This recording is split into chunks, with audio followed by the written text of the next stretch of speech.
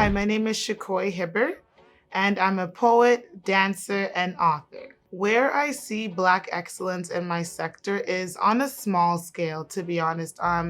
Growing up, I never saw Black poets or Black dancers, especially ones that weren't your typical small size, actually out there and being promoted. So I really never saw that Black excellence on a global scale. It was from me seeing it more on local stages where I was like, oh, if this is so close to me, then maybe this is something that I can get into one day.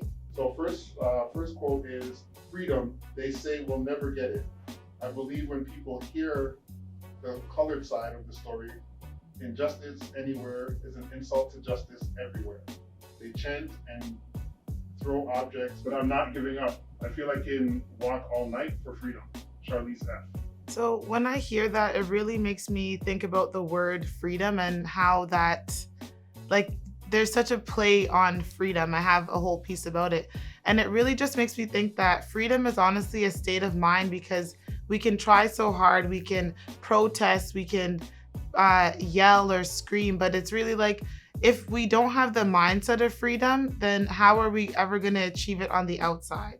So I think a big part of that is like freeing your mind on the inside. And for myself, especially as a Black woman coming up and learning more about my heritage and history, I was mad. Of course, I was mad as hell at first, but I really learned to free my mind so I was able to live and not have to feel the weight or burden of being Black as in a like negative light or something that I should feel sad about.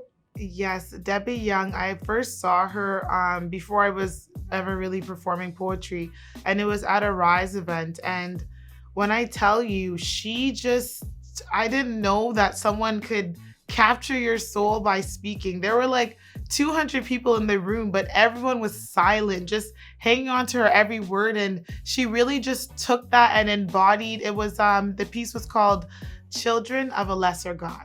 But it was just so powerful and made me think, oh my God, I don't have to write to be happy. I don't have to write to make people feel good. I can actually write about things that are gonna like irks people and make them think deeper as opposed to just, oh, this is just somebody nice on stage. No, they're saying something powerful and they don't have to say it in a song or even have a beat or a background. They could just be like, hey, I don't even have to raise my voice. What I'm saying is so powerful that it will raise itself and really take over the energy of the room. So Debbie Young was absolutely amazing. And when I saw that after crying from her performance, I was like, wow, I don't even know this woman. And she's really just moved me. And I was like, I want to be able to move people like that one day. And I also have to shout out Dwayne Morgan. He's been a huge influence to me, like just seeing him on stage, going to his workshops.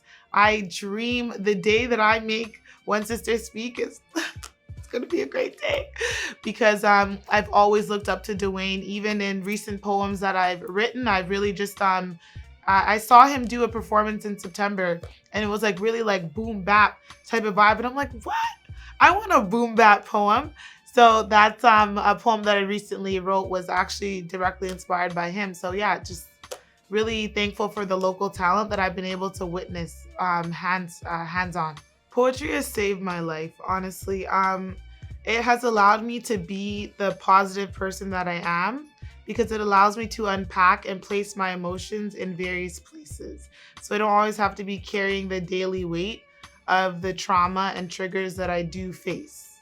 If I was to see them right now, I would just say, thank you so much. Thank you so much for standing in your Blackness.